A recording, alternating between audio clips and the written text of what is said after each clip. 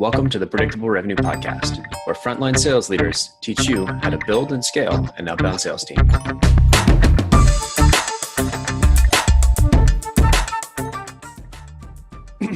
Welcome back to the show, everybody. I'm your co-host, Collin Stewart. Today, I'm joined by a guy who thinks he's going to bike from Denver to Salt Lake City, Utah next summer. Probably not going to make it, but that's not to the point. We're going to talk today about attraction strategy for your booth at a trade show. Allow me to introduce everybody. Michael Pullman, he's the SDR Manager at ZUUS Dynamic Scheduling. Welcome to the show, Michael. Thanks, Collin. Good to be here, mate. Yeah. Well, I mean, you got just less than a year left until you're going to die on a highway? Yeah, man. I'm going to do it. I'm going to jump on this bike and I'm going to ride because I can. How many miles? 520 some miles. And you want to do this in how short a period? I'm going to do two back-to-back 20-hour days, and then I'm going to do a 10-hour day on the last day. So that gives me like 3 days to do it. Just let me know like when you're starting, and I'll call the ambulance right away. Just come pick you up off the side. No faith. If I can get over Loveland Pass at like 12,000 feet or 14,000 feet or whatever it is, then I'm smoking. It's downhill all the way to Utah, right? That's your trick. You're gonna hitchhike all the way up. As long as I can get over that pass, I'm happy. There you go. So that's how you're doing it. Okay. Yeah. Let's sort of refocus, because we're really here to talk about trade shows, how we get the most out of them. An interesting thing that we're going to layer in later in the show is Michael. Actually, I shared a pre-release of one of our podcast, episode number 23, with Yusuf Khatib. We talked about how do you hack a conference without, how do you get great data out of it, or great leads out of a conference without sponsoring it? And I shared that with Michael while we were planning out the episode, and he's actually got some results from that he can share later on in the show. I'm not going to tell you what they are now. I'm going to make you sit around and wait. Wait in suspense. I love it. Totally. So let's talk trade shows. Yeah. I mean, where do we start? There are so many variables, whether it's booth location, what type of booth you have, the things that you do at the booth, the theme, the swag, all of this. Like it's so overwhelming. How do you know where to start? Yeah, so there's 3 places. Like I love doing trade shows. It's one of my favorite things. I get out there and talk to customers and talk to partners and talk to everybody under the sun. I'm a pretty high energy guy, so being around people is kind of my thing. So trade shows, what I start with is, and what we want to focus on in this episode, I think, is how do you get people to actually come to your booth and not walk past with those glazed eyes and just go, oh, you guys are another thing that does something great. What we want to do is get them into the booth and get them excited, get them focused on what we do, and get them, what we're really about is getting them associated with good feelings about our product. So they see the ZUUS name and they go, oh, those guys were at a trade show. I had a lot of fun when I met them. Fun. ZUUS, fun, ZUUS, fun. It just gets those 2 concepts linked up in their mind. So whenever they think about ZUUS, now they have a positive association. They see an email from us 6 months down the line. They remember that and they go, oh yeah, these guys, I'm going to reach out to them. So do you guys hire exclusively Aussies just for the accent and that like association between fun and the accent? That is how we roll. No, we're an Australian company from the start. So we started in Australia in 2008. And opened up a US office a couple of years ago. So a bunch of us Aussies moved out here, and I've got to be honest, the accent helps. It's good. So on our next episode, Michael's going to teach all of us Americans how to do a fake Australian accent so that we can be sound more fun and friendly at the trade shows. That's it. No. You just speak like Crocodile Dundee, eh? Yeah, there you go. I'm not even going to try. So we were talking before, it all sort of starts with the attraction strategy. Like you said, if people are just walking by the booth with glazed eyes, it's impossible to pull them in. And at the end of the day, I think this episode in particular will be really relevant to, people that are planning out a trade show. But I think also anybody that's, booth fodder, you're standing in front of the booth, you're that guy, that girl standing in front, trying to get people to come in. And like, how do we do this in a non-creepy way that's going to actually start a great conversation, and part of that's the overall strategy, and some of that's, and the other part is the sort of lower level tactics. So talk to me about, attraction strategy. What do you guys do to actually, pull people in? Yeah. So the worst thing you see at a trade show is the guy standing there in a blue shirt with a tie and he's got like slacks on, and then there's 10 of them around the booth and there's nothing that kind of draws you in. We tried a bunch of different things when we first started doing trade shows here in the US 3 years ago. We tried giveaways. Yeah. Tell me about them. Yeah. So we started doing giveaways. We were giving away an Amazon Echo, right? We'd have a little stand on the booth with the Amazon Echo actually sitting there so people could see it and interact with it and play with it. And that was moderately successful. We had people sort of come up and go, oh, Amazon Echo, I've got one of those, or I want to get one of those. Oh, we'll enter the draw. And we started getting 50 leads per trade show. So that was okay. It was a good place to start. And then we tried a bunch of other stuff. So we tried giving away pens. We tried giving away other swag. Pens and stuff are just not worth it. Other swags are not worth it. Nobody cares. They just grab it and they put it in their bag, and then it sits on their counter for the next 3 years and then they throw it away. It just doesn't give them any association. So we tried that. One thing we did try at a trade show years ago is we had these bright white bags with a big orange ZUUS logo on the side. We had them printed up in our brown colors, and we gave them to everybody. These little grab bags, they're about, yay big, maybe 16 inches tall and 12 inches wide. And everybody would come to our booth to get the bag to put stuff in. And I notice at the conferences, all the trade shows that we go to, we do about 6 a year. The guys that are giving away bright color bags are the ones that you see and associate with. If you put a big logo on the side of the bag, then you can watch this sea of people that have got all these bags spread out from the conferences. That's one that's actually really worth it. If you're going to give away something, give away a bag that everyone can put their stuff in, because then your logo's on the outside. Happy days. Super simple. So that's a good way to go. And then from there, so we did a bunch of that sort of stuff. And then we resurrected a strategy that we had tried to get people into the booth back in 2012. We booked a racing car simulator and put it on the booth, and we did that for the first time at the multi-unit conference. So that's a franchising conference in Vegas. We put that on the booth, and then we ran a competition. So we had a big 10 by 10 at the multi-unit. Then we had a 10 by 20 at the National Restaurant Association, which is a month later. And we ran a competition for who could do the fastest lap around the track in the car simulator. And that was phenomenal. We had people in our booth all the time for the whole trade show. So the National Restaurant Association show was 5 days long. It's ridiculous, 9 to 5, 5 days long. We had the 10 by 20, so we had 6 people on the booth, and we had more customers than we did people on our booth the whole time. So we had 2 people in the simulator always doing hot laps around the track. We had 2 people, this is customers, we had 2 customers or attendees standing there filling out a form because we collected their details, and I'll show you guys the form a little bit later. Filling out the details before they get in this, and then make sure you put the right mobile number on there, because then we can notify if you win. We can call you if you win. So then you make sure you get their right mobile number, cell number. So we had them filling out, and then we had a couple of people usually waiting, and then a couple of people watching. So we always had 6, 7, 8, 9, 10 people around the booth watching the simulator, and then we'd have people constantly coming back checking their time. So we have a whiteboard with all the top times on it. We split it into customers and then suppliers, so other vendors at the show, they can win a prize as well, $50 Amazon gift card. And then we had a staff block as well. So our employees, who can do the fastest time. And then it was a really fun competition between the attendees and the suppliers. And the attendees would win a $300 gift card for first, a $150 gift card for second, and a $50 gift card for third place. So there was some skin in the game. There was something to actually win. So it was a blast. It was so much fun. And let's talk about I like the way that you guys captured the leads there. While they're standing in line, you've got them filling out the cards, and you're getting their mobile number, which is something that if you're walking up and you're like, hey, let me scan your badge. Yeah. You get their email, maybe their LinkedIn, which is helpful, but you're not getting their mobile number. You can't text them. Yeah, hey, let's meet up, etc.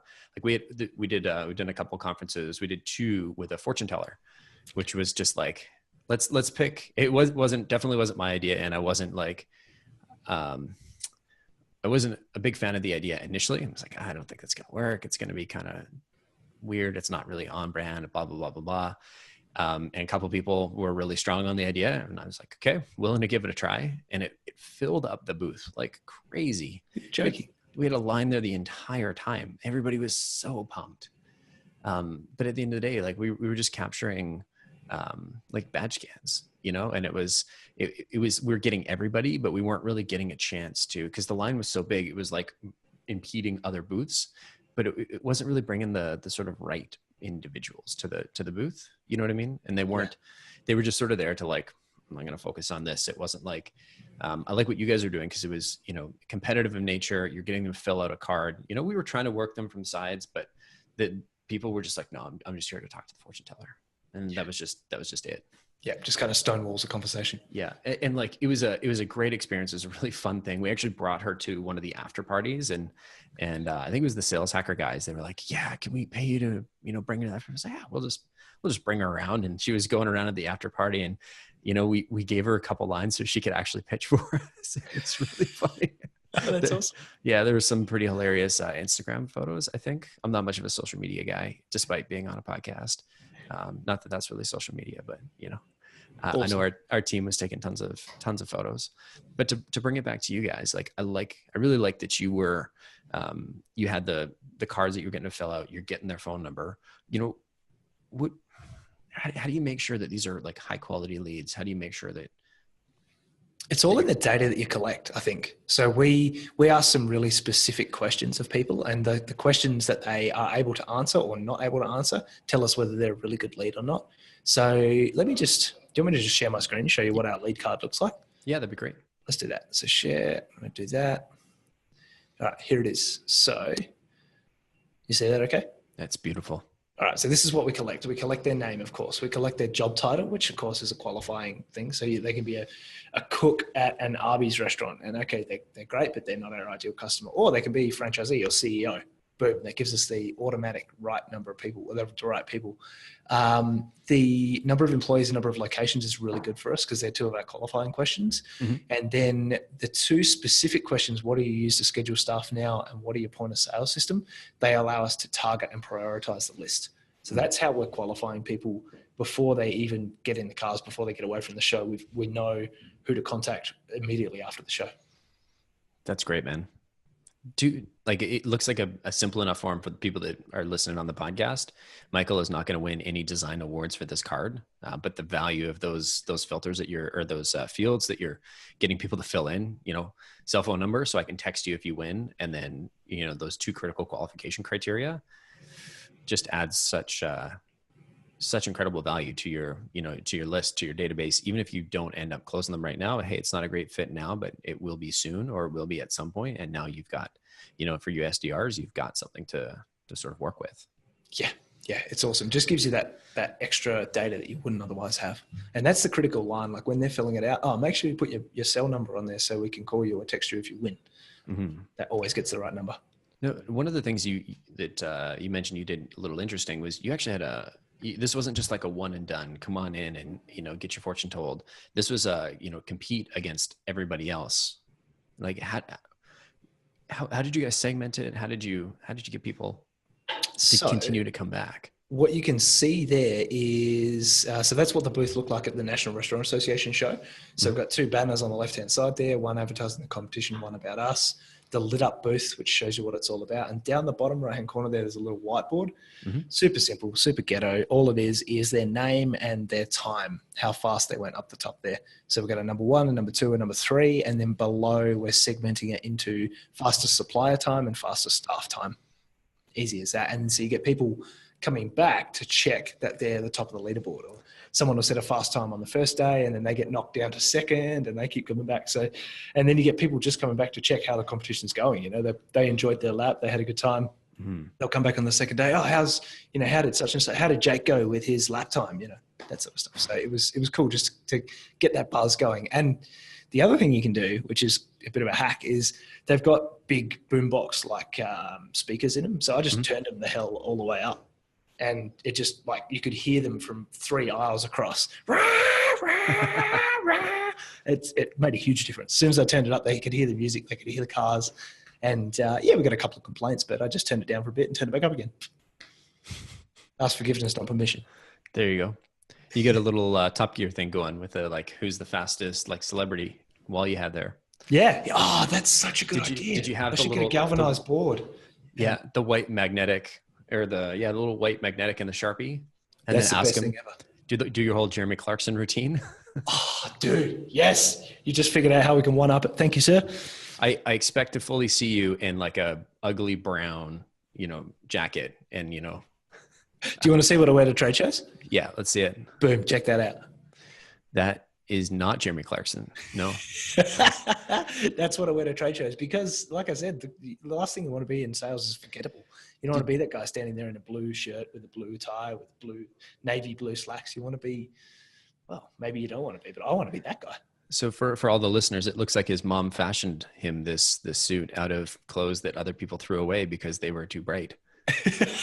That's pretty much it. Where did you find this thing? Shinesty.com. So the guys, how do you spell that? Shinesty, SHINESTY. Wow. .com. So they're a business out in Boulder. They import and make a whole bunch of ridiculous stuff. But they do this suit in this bright, ridiculous colors. And I saw it online 3 days before the multi-unit show. I'm like, I must have this. So I drove all the way up to Boulder and picked one up. Dude, it was $100, $100. Best $100 I've ever spent. It's like somebody, for those on the just listening, I'll try and describe it. Imagine somebody took a painting of a piano that Picasso did, turned it into 8-bit art, and then cut it up and made it into a suit. And that's basically what he's wearing. That's it. It's a horrible description, but we'll upload the links he's got a slideshow going here, so you guys can actually come in and check it out, have a look yourself. Or find me on LinkedIn. LinkedIn, just search for Michael Pullman, and my profile picture is me in that suit. Gotcha.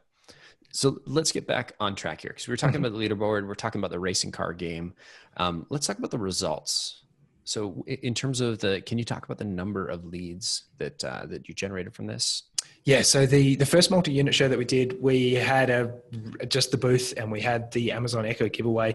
And like I said, we got about 50 leads from that, 50 people filling out the form. Of that, maybe 10 were decent leads. The second time when we did the racing simulator, we got 250 leads from this conference. We got 300 leads from the National Restaurant Association conference. These are huge increase in the number of leads. And the people who we talked to really remembered us. So the ones that we called back, we got 5 deals out of the multi-unit conference. And the people who we talked to just got us. Like when our SDRs reached out to the people after the conference, so immediately, instead of being like, oh, I talked to a lot of people at that conference, they were like, yeah, you were the guys with the racing simulator. Thanks for that. That was so much fun. Or, we had a great time. Loved your product. Let's do a demo. So the engagement after the conference was a lot higher because they remembered who we were. So that's great, man. So we aren't all going to bring, our racing cars to trade shows. And that's one attraction strategy, and I love it. I'm wondering, what else do you guys do? Because there's obviously a little bit more going on here than, hey, let's just bring something fun. What else do you guys do to get your booth to stand out? I think the main thing is, you can see it in the picture. If you're on the video version of this podcast, you can see the picture in the background. It's a lit up screenshot of our product. So we spent a huge amount of money. Well, we spent a bit of money on a booth. We actually figured out, we went to the National Restaurant Association show in 2014. We had a look at all the different booths, 2014, 2016, had a look at all the different booths and tried to figure out what would make us stand out from everybody else. And so I'll flick through a couple of the slides from some of the photos that we took at the show. So this was our first attempt at a trade show. It's just a really basic booth with some really basic graphics on the background and a screen to show off our product. Didn't really work that well. This is one from the National Restaurant Association, a fabric background, 10 by 20. So it was a huge booth, but just had a fabric background, looked kind of crappy and cheap. Here was one where they spent a huge amount of money, but it actually drove people away because they had that flooring in there. Nobody wanted to step on it. So all the conversations were happening in the aisles. So we figured out from looking at this sort of stuff that we needed some sort of booth and we needed it to stand out. And we saw the lights on this one. The lights were first of all, they had the screenshot of the product and the lights were drawing attention to the backdrop. So this one was really, really nice. And so then we figured out that we wanted something like that. Let's be considerate to the people that are sitting there, maybe walking or driving, and they're on the podcast and they're not looking. Hopefully they're not looking. So what are we looking at here? This is a booth where you've got the basically 20-foot wide. Yep. booth. So it's a 10 by 20. There you go. It looks like it's somebody's living room. You got a nice coffee table, a couple comfy looking chairs. You got a bar table, high top, and the whole back is this nice front lit product shot and a logo. Yeah, like it's super inviting. There's a place there that looks like you can. Oh yeah, it's got the thick carpet as well, which helps. You know, it looks like you could just walk in there and have a conversation with them. And people at a trade show are tired; they want to sit down. So, just super inviting. Did you say 5 days? Yeah, National Restaurant Association's 5 days, 9 to 5. That's bonkers. We've done SaaStr a couple of times, and it's like 3 days, 4 days, and it's by the end you're just like, I want to go home. I've been standing all day. We actually brought those anti-fatigue mats. Yep. I was like, I wish I had one of those at 2 years ago, and when we were getting ready for this one, my wife's like, "What?" Like we were at like a home hardware store or home, I don't know, store where you buy kitchen stuff and all that. She's like, why don't you just get one that you stand, that is meant to be, you're meant to stand in front of the kitchen on. And I was like, no, it would be kind of ugly. And she went and showed me a couple and I was like, oh, this is a great idea. So we ended up buying 4, which was probably the world's most awkward carry-on because I had to duct tape them together. Fellow Canadians will know I looked like a proper red-green Canadian. If you don't know what I'm talking about, just YouTube red-green. I promise you, it's sort of like a weird low-budget Canadian Monty Python that is less funny, but they use duct tape for everything. And so I had like duct tape and it was raining. So I had like some bags to keep it dry. But yeah, it was, we recognized that people wanted to, they've been walking around, standing around all day in uncomfortable shoes because everybody wants to look good. And we had these anti-fatigue mats and people would just come and stand on the mats just to be like, hey, this is a nice place to stand. I was like, and now I'm going to try and sell you some stuff. That's so good. That's awesome. Often you can, if you contact the organizers in advance, get the marketing team to contact them, you can buy like thick padding from the show organizer. It's like $400 or whatever, but it's pretty worthwhile. Just draws people in. Right on. So this is a good one. You had a couple more examples here. You wanted to show us some of your booths, I think.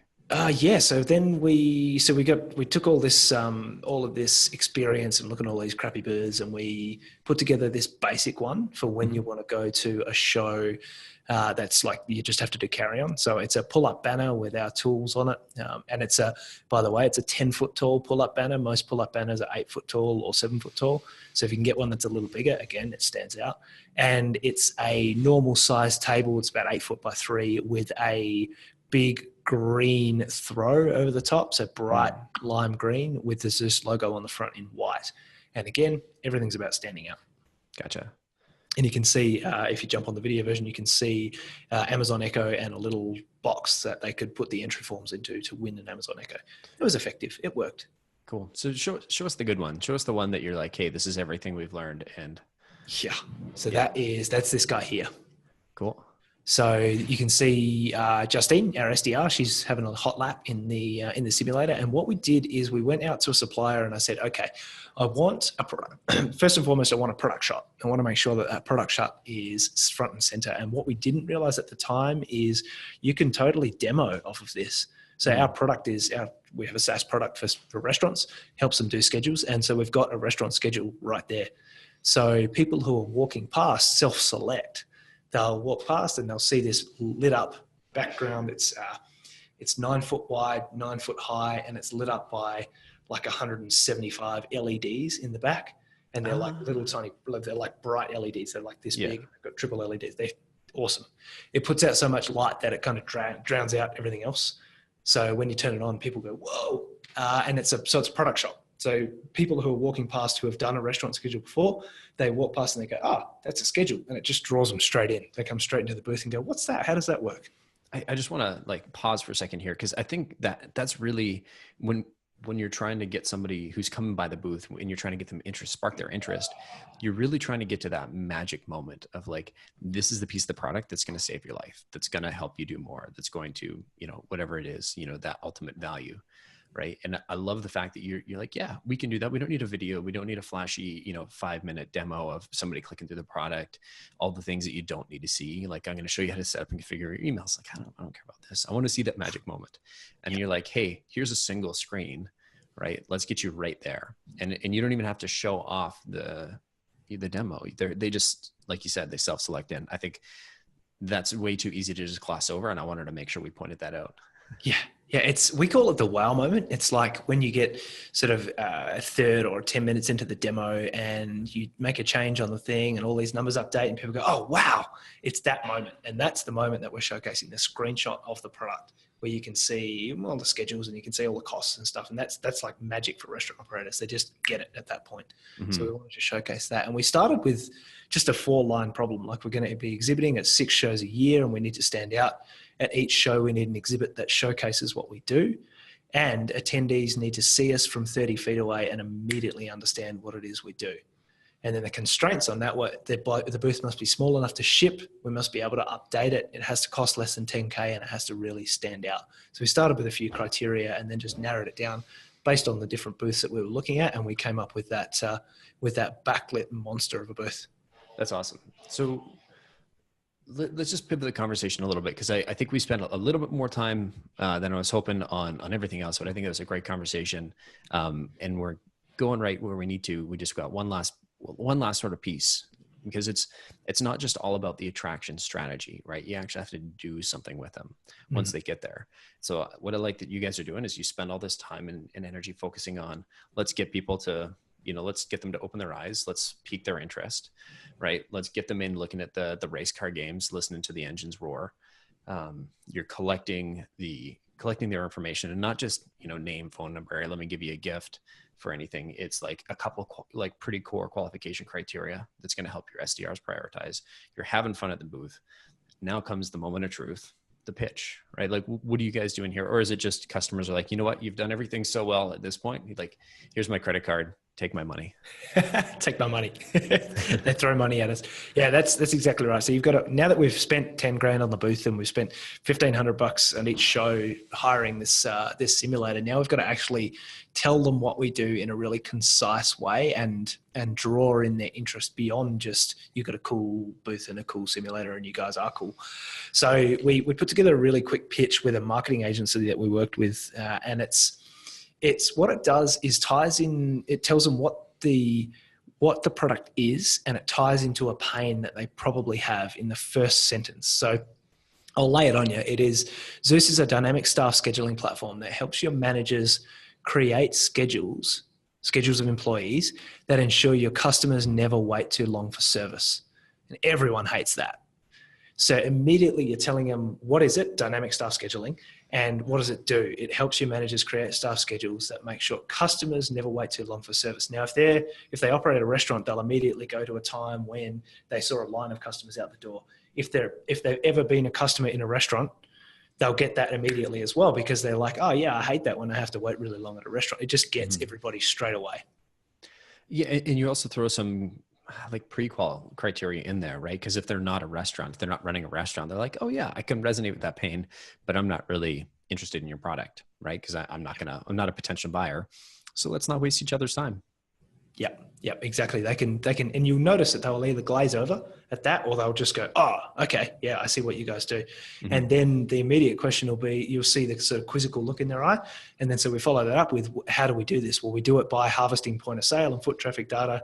So in a few simple steps, ZUUS forecasts sales trends and then uses your labor deployment model to help your managers make the smartest staff changes. So it's a little more detail, but it's just enough that goes, oh, yep, I can connect what you do with how it helps and how you do it. So it's just nice and tight. And then we keep their, if you've read Pitch Anything, that it keeps Oren Klaff, right? Oren Klaff, yeah. Amazing book, revolutionized the way that I talk about the product. Keeps their croc brain happy, keeps their, what's the other word for it? Like the neocortex, that's the thinking brain. Whatever the immediate sort of reaction brain is, the lizard brain, it keeps them happy, because we talk about immediately, then we say, this keeps your customers happy, considers staff needs, and drives profit. Because they're the three things they're really worried about when they talk about scheduling. So you kind of damp down those three fears, and it just wraps it up in a nice, neat little package. People who are interested in it and have a pain, they come straight in. Okay, tell me more. You can give them a demo right there because you've got the product screenshot, and then it self-selects those people who don't care. And so, what's your close from here? Like, are you? I mean, obviously, you don't have a big bin of where everybody throws their cash. So I'm assuming you're closing on next steps. What is that? Yeah. So the next step there is, look, throw your details on. Did you want to have a go in the car simulator? If not, give me a business card. I'll follow up with you for a demo after the show. 30 minutes via screen sharing. Done. Cool. Yeah. Then you're not stuck talking to them for hours and hours and hours. Of course. Yeah. The worst thing when I walk around trade shows and I see, you know, I'll see like our team sort of go out and they're trying to get a, you know, just get it, stretch their legs. And I see, you know, conference attendees on my team that are obviously not buyers of this particular piece of software. And you've got a product manager or you've got a salesperson going through, they're like 8 minutes into like a 20-minute demo. I'm like, okay, one, like that's exhausting. And like two, like, or worse, you go and get a coffee and you come back to your booth and there's the old Indian guy with the glasses and like the two massive grab bags full of stuff. And he's like patiently sitting there listening, waiting for your team to finish. And he's obviously just there for the swag. Yeah. Seen that before too. I've been that guy. Yeah, I've been that guy too. Yeah. Aaron's, cause Aaron's got like, I think it's going on like, it's like 13 or like 36 kids or something like that. I'm not sure. I'm pretty sure it's only like, you know, he's got a bus full. It was at least double digits at one point. I'm not sure how many are living at home right now, but like, yeah, I've been on swag duty for his family before where it's like, okay, Collin, just like grab a couple of those like ZUUS type bags and just like go fill up. I want some of everything. And I had like a hit list of like, here's my checklist of things that you need to get for me. I'm like, cool. And I was that guy that just like went and like picked everything up. It was shovel the stuff in.